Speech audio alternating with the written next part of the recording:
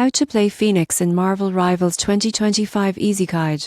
Most people get this wrong, but mastering Phoenix in Marvel Rivals 2025 takes strategy, not just button mashing. You won't believe how devastating her abilities can be if used correctly. Start by understanding her core mechanics. Phoenix excels at energy build-up and high damage combos. Uses standard attacks to fill her energy bar, while maintaining distance from enemies to avoid unnecessary damage. Her key ability, the Phoenix Force, can be activated once the energy bar is full. This transforms her into a more powerful state with enhanced attacks and regeneration. Timing is critical, activated during combos or clutch moments for maximum impact. Movement and positioning are just as important. Use quick dashes and jumps to avoid attacks while setting up your combos. Pair Phoenix with allies that provide shields or damage buffs to extend her effectiveness in team battles. Practice chaining her abilities into fluid combos. For example, start with a ranged attack, follow with a dash attack, and finish with a Phoenix Force ability for massive damage.